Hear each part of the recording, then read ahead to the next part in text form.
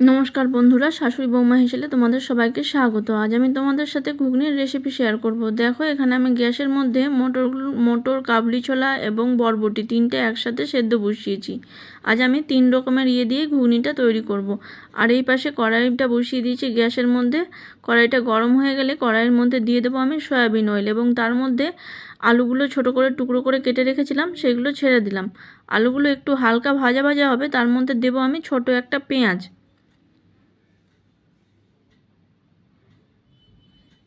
দেখো, পেঁয়াজটা আমি দিয়ে দিলাম। এবার এগুলোকে আমি লাল করে ভেজে নেব।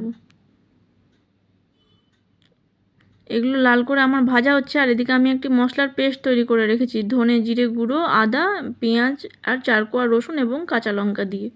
দেখো, পেস্টটি আমি দিয়ে দিলাম। দেওয়ার পরে কিছুক্ষণ নাড়িয়ে নেব। এরপরে নুনটা অ্যাড করলাম। নুনটা অ্যাড করার পর দেবো সামান্য পরিমাণ মতো হলুদ গুঁড়ো দিয়ে একটু নাড়িয়ে নেব। এরপর আমি এর মধ্যে অ্যাড করব সামান্য পরিমাণে চিনি, জাস্ট স্বাদের জন্য।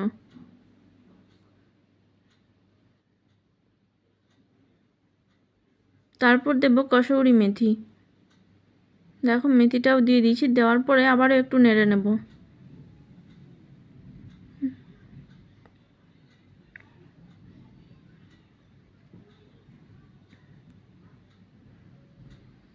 নাড়ানো হচ্ছে। এরপর আমি এর মধ্যে টমেটোটা অ্যাড করব। টমেটোগুলো একটা মাঝারি সাইজের টমেটো কুচি করে কেটে নিয়েছিলাম। দিয়ে আবারও কিছুক্ষণ নাড়িয়ে নেব। মশলাটা বেশ কষে আসবে। আর এদিকে দেখো, আমার এগুলো কি সুন্দর সেদ্ধ হয়েছে, কাবলি ছোলা, বরবটি আর সবুজ মটর। এদিকে মশলাটাও কষানো হয়ে গেছে। এর মধ্যে আমি ওই মটরগুলো দিয়ে দেব। দেওয়ার পরে সামান্য পরিমাণে জল অ্যাড করব, দিয়ে নাড়িয়ে দেব। জল আমার অ্যাড করা হয়ে গেছে। এবার আমি নাড়িয়ে নেব, নিয়ে খানিকক্ষণ ফুটতে দেব।